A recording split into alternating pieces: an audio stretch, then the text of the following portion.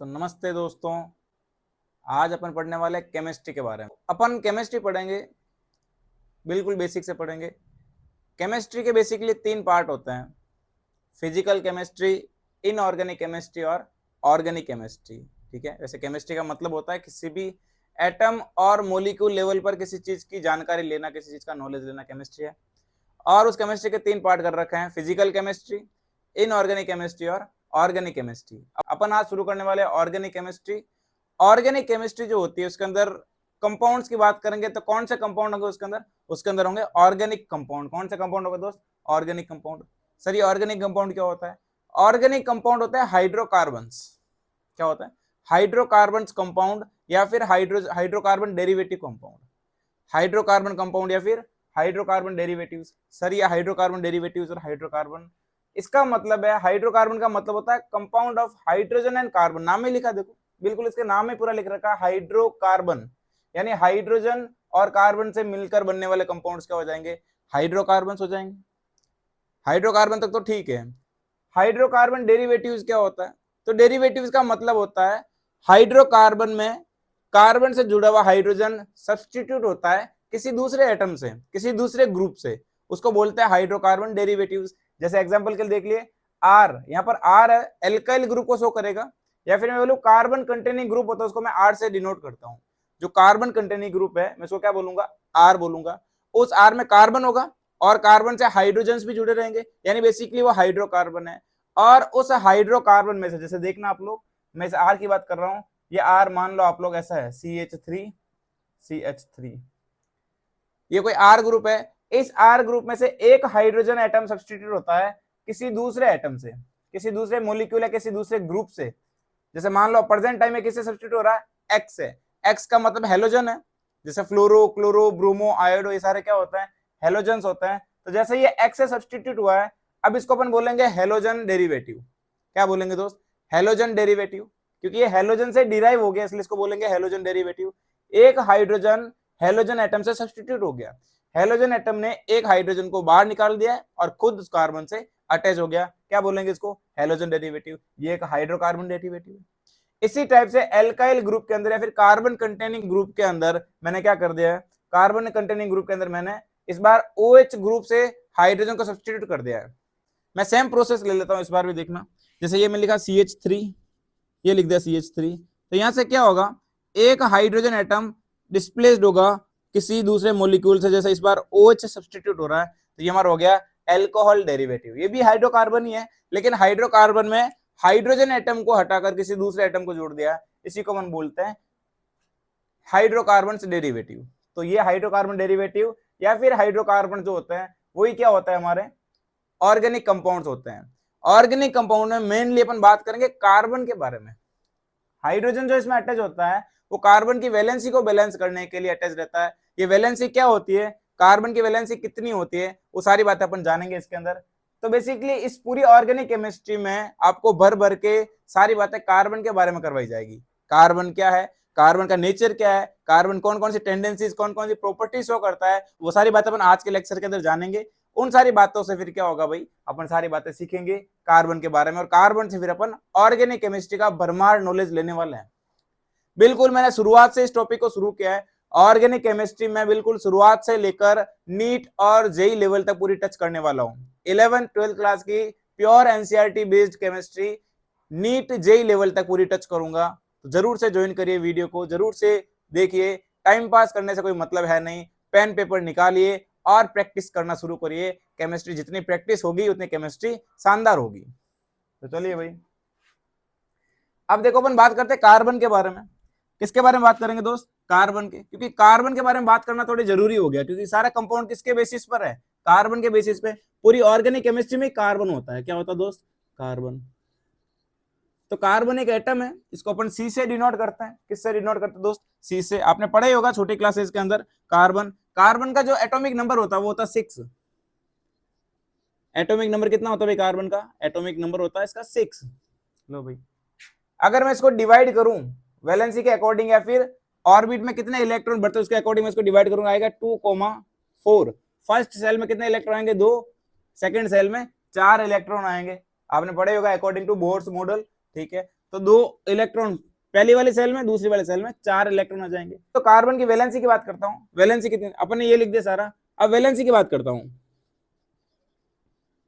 क्योंकि मेन जो फैक्टर है वह कार्बन की वैलेंसी। तो वैलेंसी का मतलब होता है आउटर मोस्ट सेल में जितने इलेक्ट्रॉन रहेंगे, सबसे बाहरी सेल में, सबसे बाहरी कोश के अंदर जितने इलेक्ट्रॉन होते हैं, और जितने इलेक्ट्रॉन किसी और से जुड़ सकते हैं या फिर वो शेयर कर सकते हैं, उसी को अपन बोलते हैं वैलेंसी। तो कार्बन के आउटर मोस्ट सेल में कितने इलेक्ट्रॉन है दोस्त? 4 इलेक्ट्रॉन है, इसलिए कार्बन 4 बॉन्ड बना सकता है। कार्बन के 4 पैर है, ऐसा बोलते तो कार्बन के 4 अंग है, 4 पैर है, वो 4 जनों से जुड़ सकता है एक साथ में, इसलिए उसकी वैलेंसी कितनी हो गई? 4। 4 वैलेंसी हो गई कार्बन की। जैसा देखना, कोई कार्बन लिख दिया मैंने, कार्बन की वैलेंसी होती है 4। कार्बन की वैलेंसी कितनी होती है दोस्त? 4 होती है। देखिए जैसे मैंने कार्बन लिखा, तो कार्बन नेक्स्ट 4 एटम से जुड़ेगा। वो 4 एटम कोई भी हो सकता है। अभी मैंने हाइड्रोजन लिख दिया, अभी मैंने क्या लिख दिया दोस्त? हाइड्रोजन लिख दिया। तो कितना हो जाएगा? ये 4 एटम से जुड़ेगा। इसी टाइप से मैं कंपाउंड और लिखूं तो देखना, मैं लिख दिया कार्बन और एक कार्बन, यानी इस कार्बन में एक कार्बन ने बॉन्ड बना लिया है, इसके पीछे रेस्ट ऑफ कितने बॉन्ड रहेंगे? तो कार्बन टोटल 4 बॉन्ड बनाता है, कार्बन ने एक बॉन्ड बना लिया, 3 बॉन्ड वो और बनाएगा। ये लगा दिया मैंने हाइड्रोजन, हाइड्रोजन और हाइड्रोजन। इधर भी एक बॉन्ड बना लिया है, तो वो 3 बॉन्ड और बनाएगा। लो भाई, इस टाइप से कार्बन जो है 4 बॉन्ड बनाता है दोस्त। कितने बॉन्ड बनाता है? 4 बॉन्ड। अब मैं बात करूंगा हाइब्रिडाइजेशन की। किसकी बात करूंगा दोस्त? हाइब्रिडाइजेशन। आपने कभी पढ़ा ही होगा या फिर नाम तो सुना ही होगा, हाइब्रिडाइजेशन। छोटी क्लासेस के अंदर आपने नाम सुना हाइब्रिडाइजेशन, कार्बन का अलग अलग हाइब्रिडाइजेशन होता है। तो बात करेंगे हाइब्रिडाइजेशन। हाइब्रिडाइजेशन का मतलब होता है बेसिकली कि कार्बन के अंदर जो ऑर्बिटल्स होते हैं, एस, पी, डी और एफ, ऐसे 4 ब्लॉक्स होते हैं, S block, P block, D block और एफ ब्लॉक। लेकिन अपन बात करते हैं कार्बन को, ना अगर आपने सही से कार्बन का इलेक्ट्रॉनिक कॉन्फ़िगरेशन कभी सही से पढ़ा हो या सही से लिखा हो, तो उसका जो इलेक्ट्रॉनिक कॉन्फ़िगरेशन होता है वो होता है 1s2, 2s2, 2p2। देखो कार्बन का एटॉमिक नंबर 6 होता है, यानी 6 इलेक्ट्रॉन इसके अंदर। और इलेक्ट्रॉन कैसे फिल होंगे? तो s में 1s में 2 इलेक्ट्रॉन फिल रहेंगे, 2s में 2, और p के अंदर 2p, बेसिकली p जो है 2 से शुरू होता है, p ऑर्बिटल जो होता है 2p से शुरू होता है, और किसके अंदर कितने इलेक्ट्रॉन है? 2 इलेक्ट्रॉन। देखना मैं इसका अगर ऑर्डर बनाऊं, ऐसा डायग्राम बनाऊं, तो ये s हो गया 1s, ये 2s,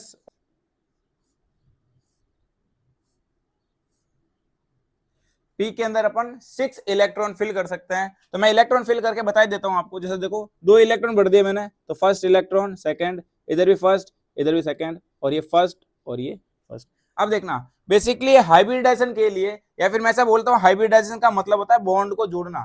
अब देखना जैसे ये कार्बन दूसरे एटम से जुड़ेगा, तो s की एनर्जी अलग है, p की एनर्जी अलग है, लेकिन जब बॉन्डिंग करता है, जब कार्बन बॉन्डिंग करता है, तो सारी एनर्जी का इक्वल होना है, फिर सारी एनर्जी का सिमिलर या सेम होना जरूरी है। तो सेम होने के लिए वो क्या करता है? हाइब्रिडाइजेशन करता है। क्या करता है? हाइब्रिडाइजेशन। आप लोग समझिए बेसिकली मैं हाइब्रिडाइजेशन का मेन मोटिव या फिर हाइब्रिडाइजेशन कैसे होता है वो सारी बात बता रहा हूं इधर। तो देखना अभी ये 2s लिखा हुआ है, तो s की एनर्जी मान लो थोड़ी कम है, p की एनर्जी थोड़ी ज्यादा है, तो इनकी एनर्जी का डिफरेंस है, इसलिए प्रॉपर बॉन्डिंग नहीं हो पाएगी। तो जब प्रॉपर बॉन्डिंग नहीं होगी, इसको बोलते हैं ग्राउंड स्टेट कोवैलेंसी। क्या बोलते हैं? Ground state covalency. ये जो कोवैलेंसी इसको बोलते हैं ग्राउंड स्टेट कोवैलेंसी, जीएचसी बोलूंगा, ग्राउंड स्टेट कोवैलेंसी। लेकिन ये ग्राउंड स्टेट कोवैलेंसी में बॉन्डिंग नहीं हो पाएगी, वो बॉन्ड नहीं बना पाएगा, वो बॉन्ड नहीं बना पाएगा। ये पर है अपना ये,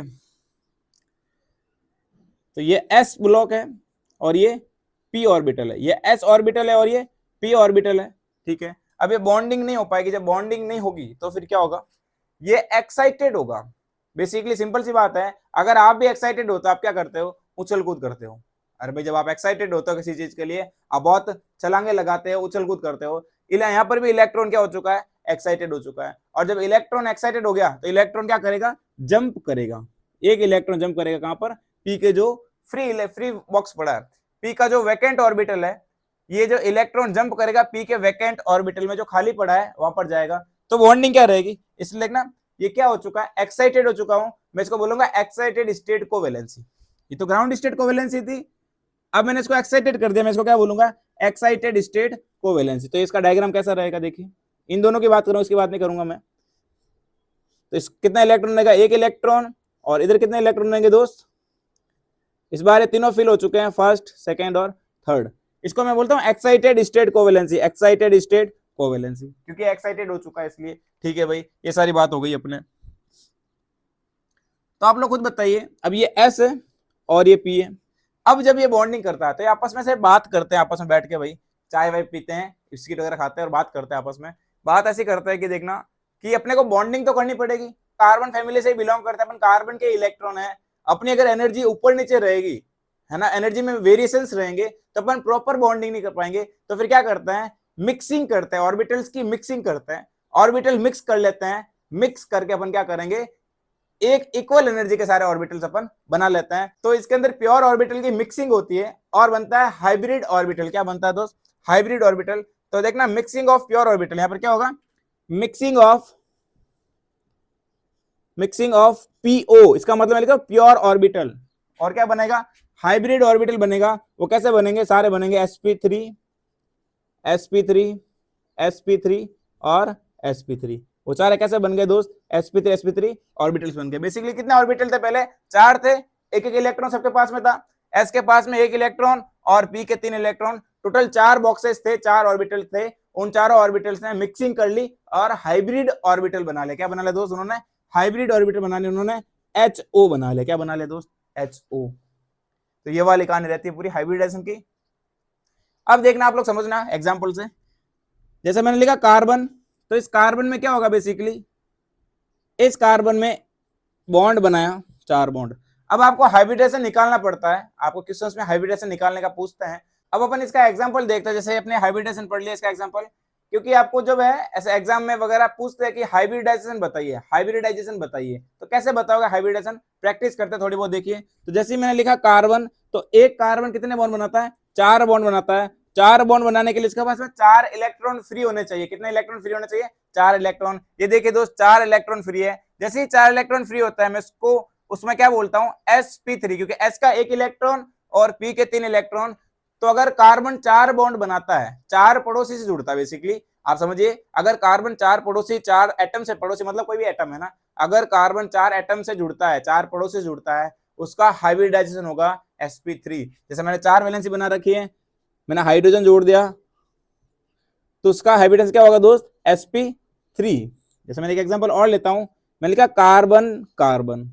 आप लोग पहले तो बैलेंस करिए इसको, हाइड्रोजन कितना लिखना पड़ता है, तो कार्बन की वैलेंसी 4 है, कार्बन की वैलेंसी 4 है, जिसमें एक कार्बन की वैलेंसी फ्री है, जिसमें एक कार्बन की वैलेंसी बिजी है, यानी इसने ये कार्बन की एक वैलेंसी बिजी है, तो पीछे 3 वैलेंसी बची।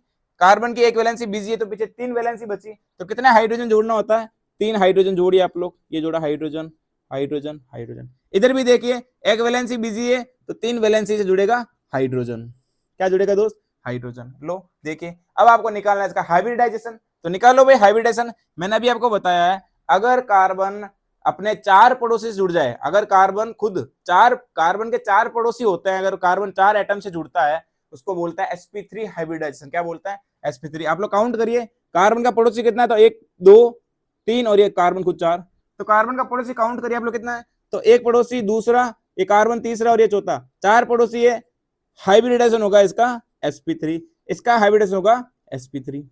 लो भाई, सिंपल सिंपल बातें हो गई सारी, ये सारी बातें सिंपल सिंपल हो गई। देखिए आपने जैसे काउंट किया इसको एटम को, क्योंकि नंबर ऑफ पड़ोसी देखना है बस, हाइब्रिडाइजेशन के लिए आपको नंबर ऑफ पड़ोसी देखना है। अगर आपका नंबर ऑफ पड़ोसी 4 है तो हाइब्रिडाइजेशन होगा sp3, अगर आपका नंबर ऑफ पड़ोसी 3 है हाइब्रिडाइजेशन होगा sp2, और अगर आपका नंबर ऑफ पड़ोसी 2 है हाइब्रिडाइजेशन होगा sp। मैं लिख दे कार्बन डबल बॉन्ड कार्बन, तो आप इसकी जो है वैलेंसी को पहले सेट करिए। तो देखो कार्बन की 2 वैलेंसी बिजी है, 2 वैलेंसी फ्री रहेगी, तो मैं क्या जोड़ दूं इसके ऊपर, हाइड्रोजन। अगर अपने को कुछ भी नहीं लिखा दिखता है, क्या जोड़ते हैं उसके अंदर, हाइड्रोजन जोड़ देते हैं। तो 2 वैलेंसी ये फ्री हो गई, इस कार्बन की 2 वैलेंसी बिजी थी, तो 2 वैलेंसी फ्री, टोटल 4 बना दिया इसने। इसकी भी 2 वैलेंसी बिजी है, 2 वैलेंसी फ्री है, हाइड्रोजन जोड़ दो। अब आपको निकालना है हाइब्रिडाइजेशन। क्या निकालना है दोस्तों, इसका हाइब्रिडाइजेशन। तो हाइब्रिडाइजेशन कैसे निकालते हैं, आपको नंबर ऑफ पड़ोसी देखना है। क्या देखना है, नंबर ऑफ पड़ोसी। अगर नंबर ऑफ पड़ोसी अगर 4 होता है तो sp3, अगर नंबर ऑफ पड़ोसी 3 है तो sp2, अगर नंबर ऑफ पड़ोसी 2 है तो sp हाइब्रिडाइजेशन। देखिए आप लोग, जैसे देखना, ये हो गया एक डबल बॉन्ड, यानी देखना डबल बॉन्ड से कार्बन जुड़ा है, तो पड़ोसी, एक पड़ोसी ये, दूसरा पड़ोसी ये और तीसरा पड़ोसी ये। नंबर ऑफ पड़ोसी 3 होता है तो आता है sp2। इधर भी देखिए, ये रहा फर्स्ट पड़ोसी, सेकेंड और थर्ड, इधर क्या आएगा sp2। क्या आंसर आएगा इसका दोस्त? इस कार्बन का हाइब्रिडेशन sp2, इस कार्बन का हाइब्रिडेशन भी sp2। एक एग्जांपल और कर लेते हैं, साथ ही लगे हाथ, ताकि अपनी प्रैक्टिस थोड़ी और बढ़िया हो जाए, क्योंकि प्रैक्टिस करने से ही जो है आदमी एकदम परफेक्ट बनता है। मैंने लिख दिया कैसे, कार्बन ट्रिपल बॉन्ड कार्बन, मैंने लिख दिया कार्बन ट्रिपल बॉन्ड कार्बन। अब आप लोग खुद बताइए इसका हाइब्रिडेशन क्या होगा। तो पहले तो इसकी वैलेंसी को सेट करो, वैलेंसी को बैलेंस करो। तो देखना 3 बॉन्ड इसने बना दिया कार्बन ने, कार्बन के 3 बॉन्ड बिजी है, एक बॉन्ड फ्री रहेगा। वो जो बॉन्ड फ्री उससे क्या जोड़ दो अपन, हाइड्रोजन जोड़ दो, इधर भी क्या जोड़ दो दोस्त, हाइड्रोजन जोड़ दो। अब आपको निकालना हाइब्रिडाइजेशन। देखो नंबर ऑफ पड़ोसी, इस कार्बन का एक पड़ोसी ये, दूसरा पड़ोसी ये, क्या आएगा दोस्त, ये वाला sp, ये भी क्या आएगा दोस्त, sp। बस ये अपना हाइब्रिडाइजेशन निकालना सीख लिया। आगे अपन और बात करते हैं कि हाइड्रोकार्बन के जो स्ट्रक्चर अपन बनाते हैं, उस स्ट्रक्चर को अपन बेसिकली 3 टाइप से बना सकते हैं। डैश फॉर्मूला, डैश स्ट्रक्चर,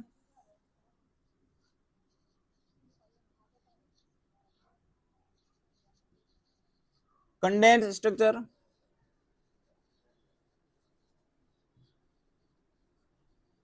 और एक लास्ट में होगा अपना लाइन स्ट्रक्चर फॉर्मूला।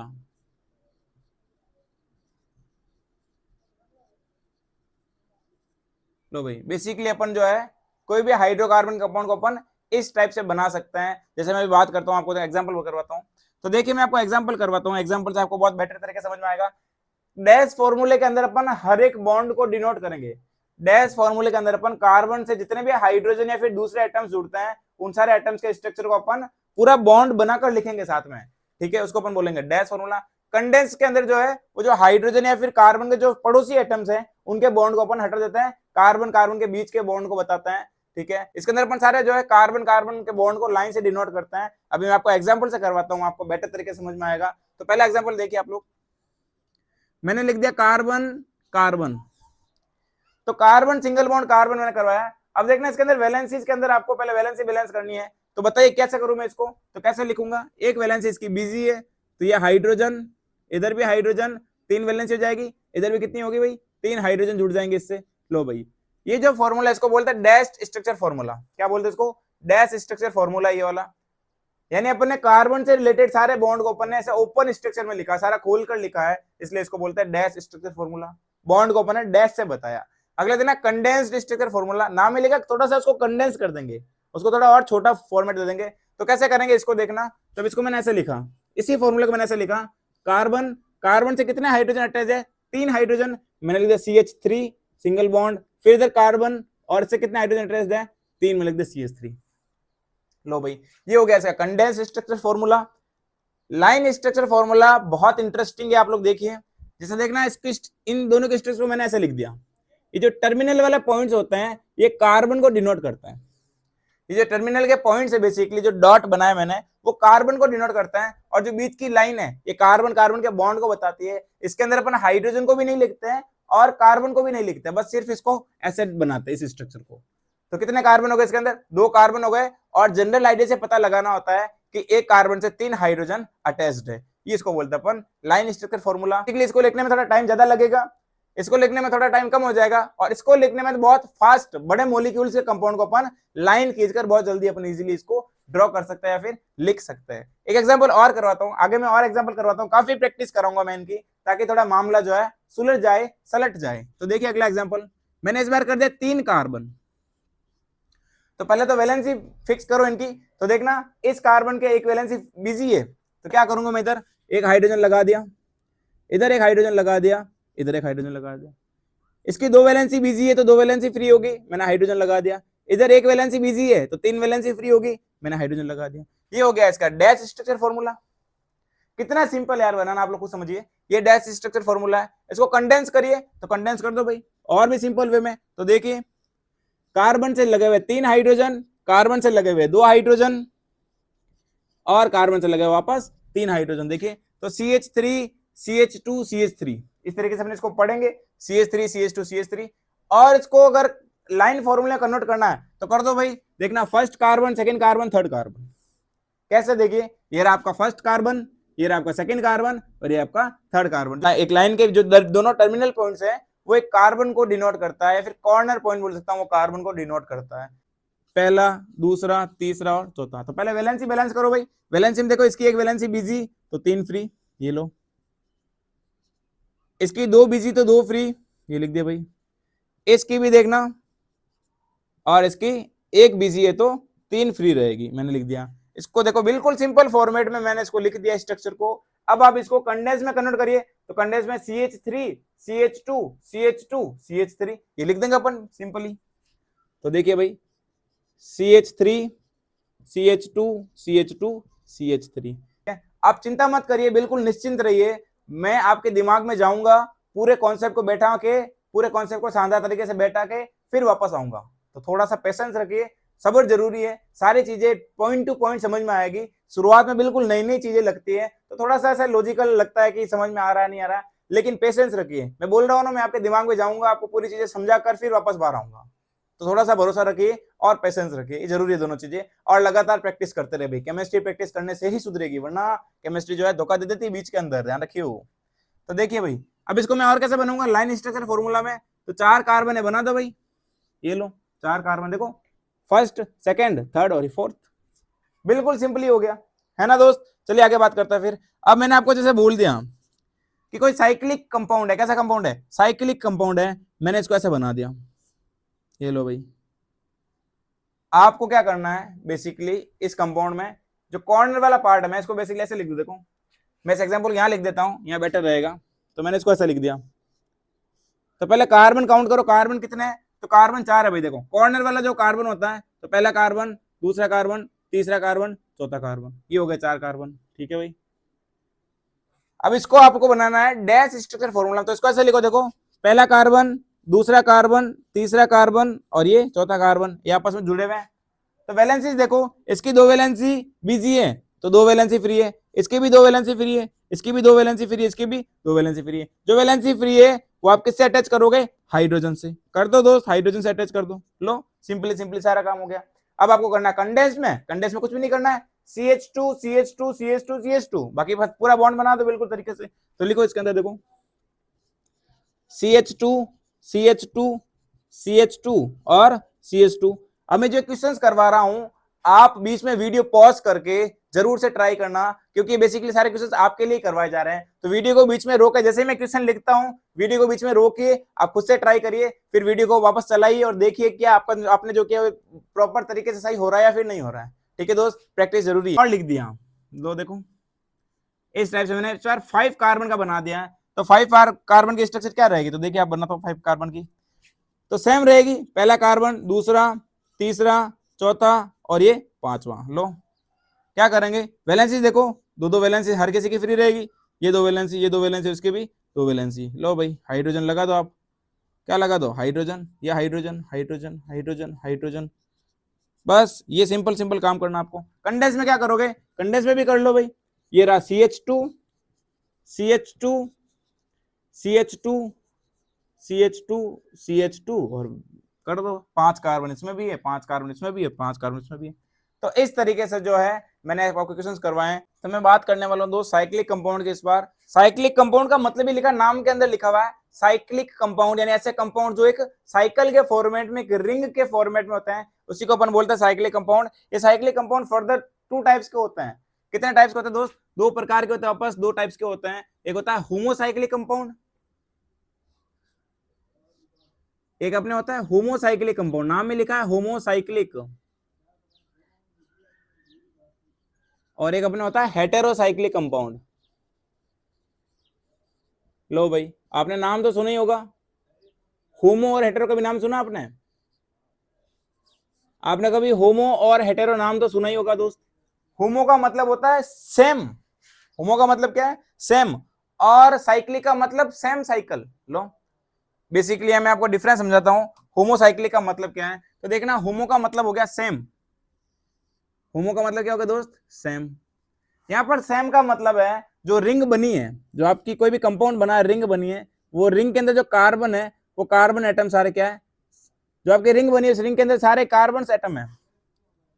होमो का मतलब होता है सेम, तो आपकी जो रिंग बनी है उस रिंग के अंदर सारे एटम्स कार्बन ही होने चाहिए। अगर वो सारे एटम्स कार्बन से रिंग बनी हुई, यानी जो रिंग बनी है बेसिकली उसमें सारे एटम अगर कार्बन ही है, तो फिर अपने क्या हो जाएगा, होमोसाइक्लिक कंपाउंड। क्या हो जाएगा दोस्त, होमोसाइक्लिक कंपाउंड। जैसे मैं आपको एक एग्जांपल देता हूं, देखिए ये मैंने एक एग्जांपल लिखा है, मैं एक एग्जांपल में और लिखता हूं। मैंने यहाँ जोड़ दिया NH2। अब देखिए आप लोग, ये सारे कार्बन से बनी हुई रिंग है, लेकिन मैंने इसमें जोड़ दिया, अटैच कर दिया मैंने NH2। आप लोग खुद बताइए, ये जो रिंग है, इस रिंग में कोई दूसरा एटम आ रहा है क्या कार्बन के अलावा? कार्बन के अलावा दूसरा कोई भी एटम नहीं आ रहा है। NH2 रिंग के बाहर जुड़ा हुआ है, यानी कंपाउंड कैसा है? होमोसाइक्लिक कंपाउंड है। कैसा कंपाउंड है दोस्त? होमोसाइक्लिक कंपाउंड है। मैं आपको एक एग्जांपल और करवाता हूं, देखिए। जैसे मैंने इसके कंपाउंड को मैंने ऐसे लिख दिया, आप लोग बताइए इस कंपाउंड को मैं और ऐसे लिख सकता हूं,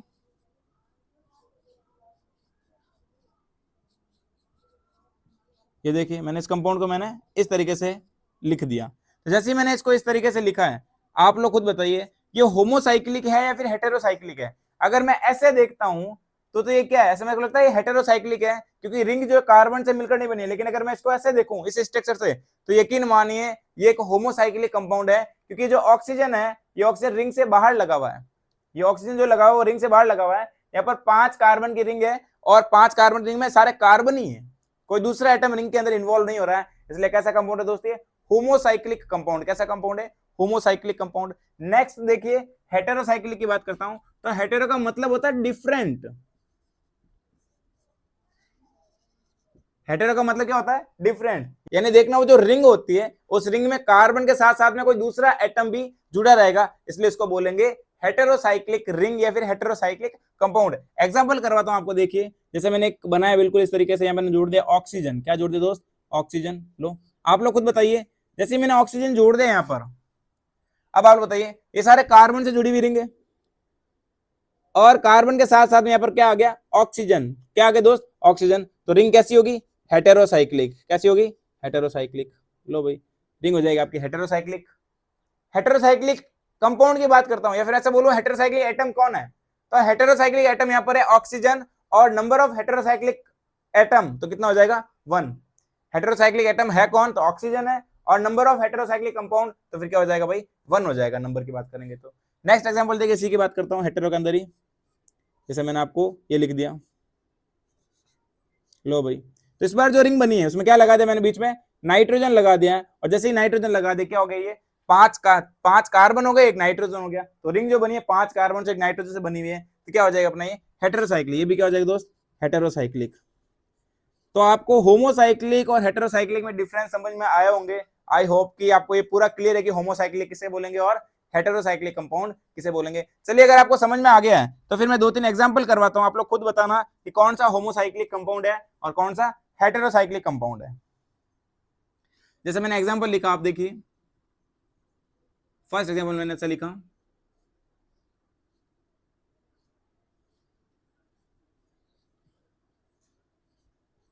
ये लो आपको फर्स्ट एग्जांपल है। आप लोग खुद बताइए, जल्दी से वीडियो को पॉज करिए या फिर बताइए आप लोग, तब मैं लिख देता हूं अगला कंपाउंड।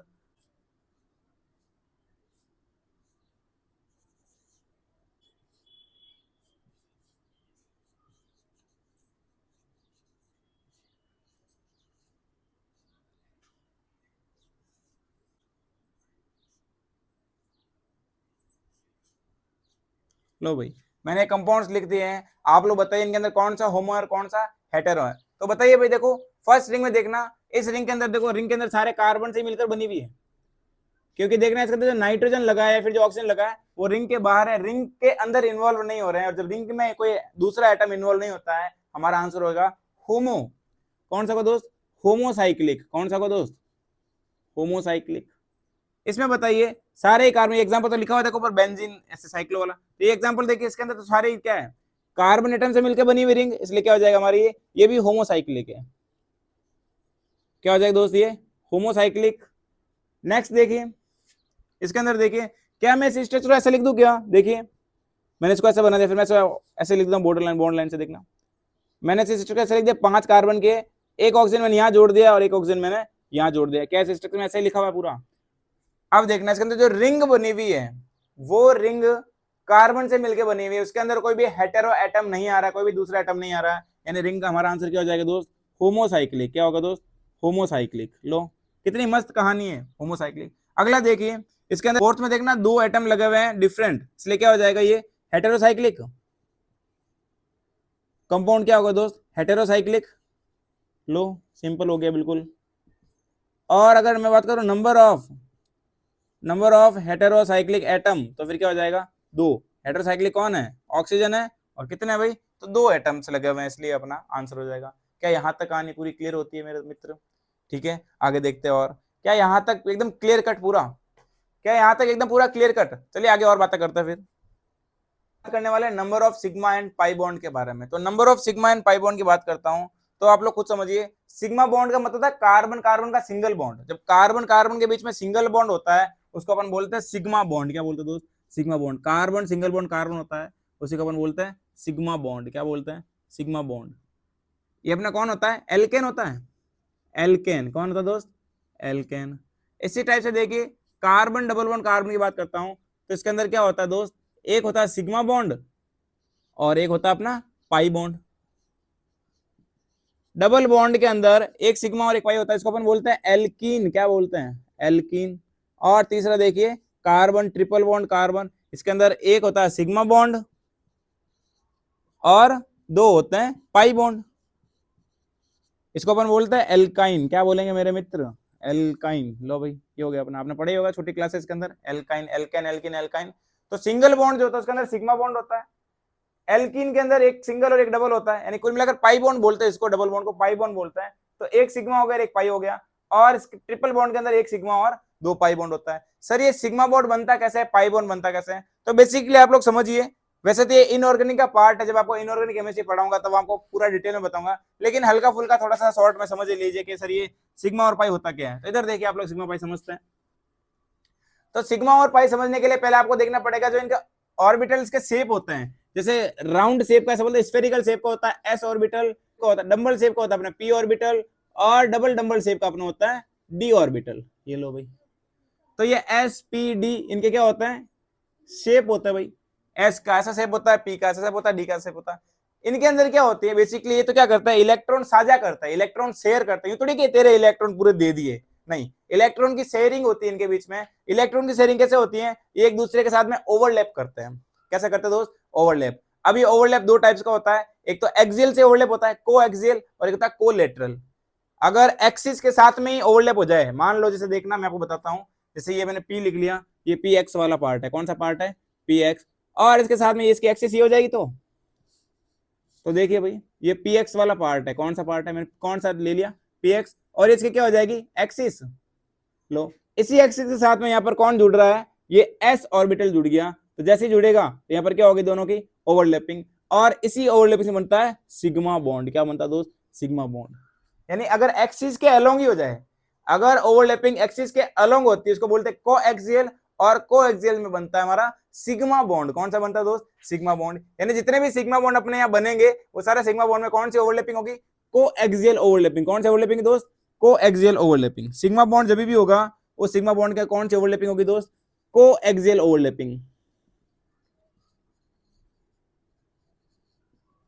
कोएक्सियल ओवरलैपिंग, यानी सिग्मा बॉन्ड जब भी कोएक्सियल ओवरलैपिंग बात करेंगे सिग्मा बॉन्ड बनना फिक्स हो जाएगा। लेकिन देखिए, जैसे मैं एक एग्जांपल और लेता हूं मैं इस कोएक्सियल की।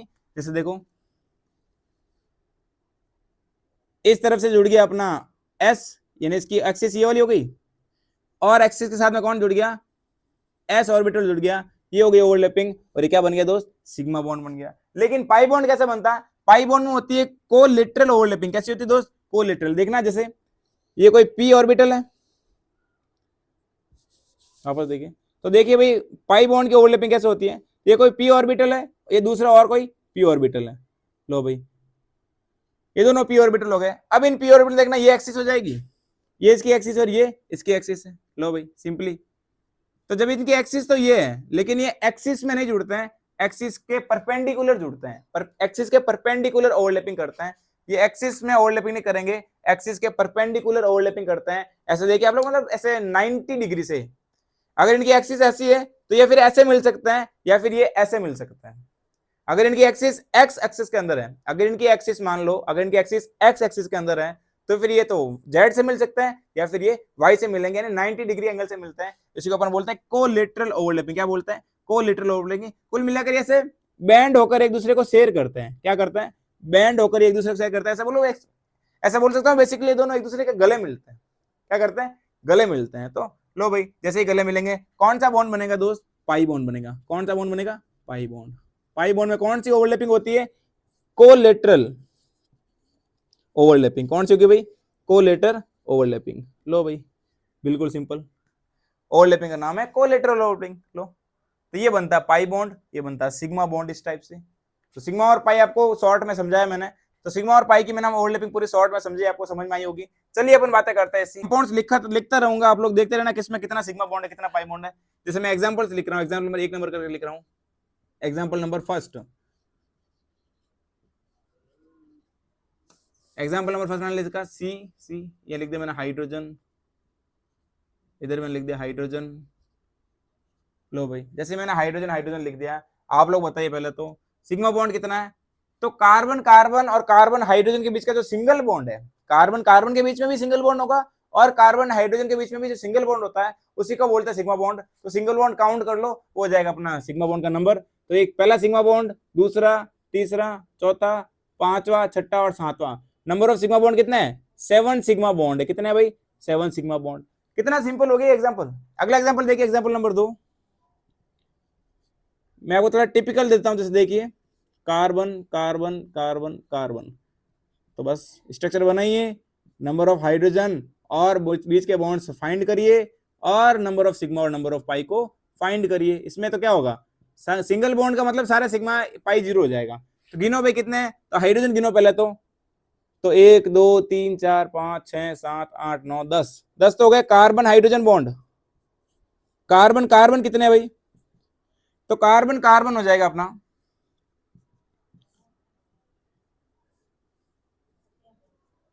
कार्बन हाइड्रोजन अपना हो गया 10 बॉन्ड। कार्बन कार्बन देखो 1 2 3, 3 हो गए अपने कार्बन कार्बन। टोटल कितने हो गए भाई? 13 सिग्मा बॉन्ड। अगर आपको कार्बन कार्बन पूछ ले तो 3 बॉन्ड हो गए, कार्बन हाइड्रोजन तो 10 हो गए टोटल। बस सिंपली वो अपने सारा मटेरियल हो गया इसके अंदर। कितना सिंपल वे में सारा काम कर लिया। अगला एग्जाम्पल देखिए, एग्जाम्पल नंबर 3। जैसे मैंने आपको दे दिया इसके अंदर बेंजीन रिंग दे दिया। आपने बेंजीन का नाम सुना है? छोटी क्लासेस में आपने कभी बेंजीन देखा होगा ऐसा। ये होता है हमारा बेंजीन। इस बेंजीन के अंदर ये पाई, इस बेंजीन के अंदर जो पाई इलेक्ट्रॉन है ये सर्कुलेट होता रहता है। मैं इस स्ट्रक्चर को थोड़ा खोल कर लिख देता हूँ, ओपन करके, यानी कि डैश स्ट्रक्चर फॉर्मूला लिख दूं। मैं इस स्ट्रक्चर को थोड़ा खोल के लिख देता हूं, यानी कि डैश स्ट्रक्चर फॉर्मूला में कन्वर्ट कर देता हूं। तो लिख दिया मैंने ऐसा, देखो कार्बन, मैंने 6 कार्बन बना दिया वापस और मैंने इसकी कर दी है बॉन्डिंग, यहाँ लगा दिया मैंने। हाइड्रोजन सिंगल बॉन्ड होता है, इसके अंदर हाइड्रोजन एक ही होता है। अभी आपको मैं पूरा करवाऊंगा बैलेंस, ये डबल बॉन्ड, ये डबल बॉन्ड, ये सिंगल बॉन्ड, या फिर इसको ऐसे ही कर दो वापस, ये सिंगल बॉन्ड और ये डबल बॉन्ड और ये डबल बॉन्ड। ठीक है, तो ये हो गया हाइड्रोजन, ये हाइड्रोजन हाइड्रोजन हाइड्रोजन और ये हाइड्रोजन। अब आप लोग खुद बनाइए, बताइए, अब आप लोग खुद बताइए इसके अंदर नंबर ऑफ सिग्मा बॉन्ड कितना है, नंबर ऑफ पाई बॉन्ड कितना है। तो पाई बॉन्ड का मतलब डबल बॉन्ड। डबल बॉन्ड में क्या होता है, ये देखो डबल बॉन्ड का मतलब होता है एक सिग्मा और एक पाई। डबल बॉन्ड कितने हैं यहाँ पर? डबल बॉन्ड 3 है, यानी ऐसे डायरेक्ट 3 डबल बॉन्ड है और डबल बॉन्ड में एक सिग्मा होता है और एक ही पाई होता है। तो देखिए बस क्या हो जाएगा, 3 तो हो जाएंगे इसके अंदर पाई बॉन्ड। और सिग्मा की बात करूं तो कार्बन कार्बन के बीच कर लेता हूं पहले मैं, तो कार्बन कार्बन सिग्मा की बात करूंगा तो कितने हो जाएंगे, 6 कार्बन है तो 6 बॉन्ड हो जाएंगे, 6 सिग्मा बॉन्ड। ठीक है, कार्बन हाइड्रोजन की बात करूंगा तो वो भी कितने हो जाएंगे, 6 सिग्मा बॉन्ड। तो टोटल सिग्मा बॉन्ड कितने हो गए, 12 सिग्मा बॉन्ड और 3 पाई बॉन्ड। ये अपने बेंजीन में अपन निकालना सीख लिया। थैंक यू दोस्त, थैंक यू वेरी मच।